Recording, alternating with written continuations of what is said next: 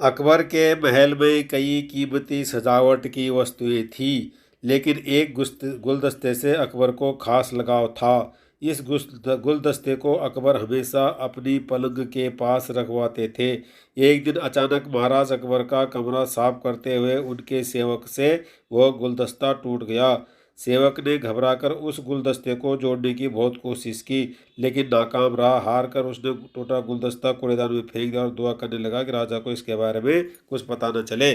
कुछ देर बाद महाराज अकबर जब महल में लौटे तो उन्होंने देखा कि उनका प्रिय गुलदस्ता अपनी जगह पर नहीं है।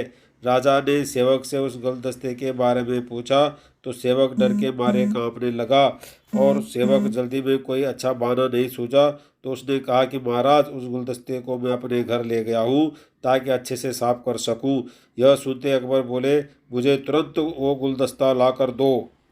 अब सेवक के पास बचने का कोई रास्ता नहीं था। सेवक ने महाराज अकबर को सच बता दिया कि वो गुलदस्ता टूट चुका है। यह सुनकर राजा आग बबूला हो गए। क्रोध में राजा ने उस सेवक को फांसी की सजा सुना दी। राजा ने कहा, झूठ मैं बर्दाश्त नहीं करता हूँ। जब गुलदस्ता टूट ही गया था तो झूठ बोलने की इसमें क्या जरूरत थी। अगले दिन इस घटना के बारे में जब सभा में जिक्र हुआ तो बीरबल ने इस बात का विरोध किया। बीरबल बोले कि झूठ हर व्यक्ति कभी न कभी बोलता ही है। किसी के झूठ बोलने से अगर कुछ बुरा या गलत नहीं होता तो झूठ बोलना गलत नहीं है। बीरबल के मुंह से ऐसे शब्द सुनकर अकबर उसी समय बीरबल पर भड़क गए। उन्होंने सभा में लोगों से पूछा कि कोई ऐसा है यहाँ जिसने झूठ बोला हो। सबने राजा को कहा कि नहीं, वो झूठ नहीं बोलते। यह बात सुनते राजा ने बीरबल को सजा से निकाल दिया। राज दरबार से निकलने के बाद बीरबल ने ठान ली कि वो इस बात को साबित करके रहेंगे कि हर व्यक्ति अपने जीवन में कभी न कभी झूठ बोलता है। बीरबल के दिमाग में एक तरकीब आई, जिसके बाद बीरबल सीधे सुनार के पास गया। उन्होंने जौहरी से सोने की गेहूं जैसी दिखने वाली बाली बनवाई और उसे लेकर महाराज अकबर की सभा में पहुंच गए। अकबर ने जैसे ही बीरबल को सभा में देखा तो पूछा कि अब तुम यहाँ क्यों आए हो। बीरबल बोले, जहाँ पना आज ऐसा चमत्कार होगा जो किसी ने कभी नहीं देखा होगा। बस आपको मेरी पूरी बात सुननी होगी। राजा अकबर और सभी सभापतियों की जिज्ञासा बढ़ गई और राजा ने बीरबल को अपनी बात कहने की अनुमति दे दी।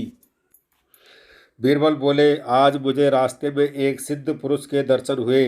उन्होंने मुझे यह सोने से बनी गेहूं की बाली दी है और कहा है कि इसे जिस भी खेत में लगाओगे वहाँ सोने की फसल उगेगी। अब इसे लगाने के लिए मुझे आपके राज्य में थोड़ी सी जमीन चाहिए। राजा ने कहा, यह तो बहुत अच्छी बात है, चलो हम तुम्हें जमीन दिला देते हैं। अब बीरबल कहने लगे कि मैं चाहता हूँ कि पूरा राज दरबार यह चमत्कार देखे। बीरबल की बात मानते हुए पूरा राज दरबार खेत की ओर चल पड़ा। खेत में पहुंचकर बीरबल ने कहा कि इस सोने से बनी गेहूं की बाली से फसल तभी उगेगी जब उसे ऐसा व्यक्ति लगाए जिसने कभी जीवन में झूठ न बोला हो।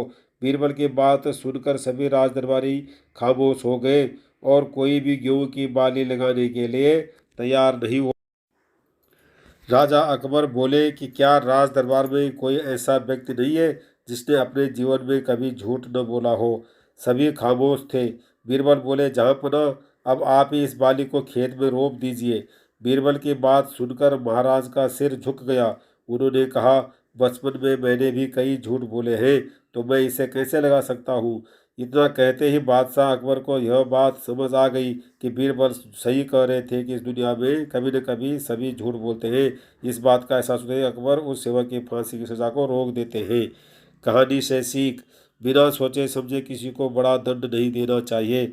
हर काम को सोच विचार कर ही किया जाना चाहिए। साथ ही एक छोटे से झूठ की वजह से किसी व्यक्ति का आकलन भी नहीं किया जाना चाहिए, क्योंकि कुछ परिस्थितियां ऐसी होती हैं कि लोग झूठ बोल देते हैं।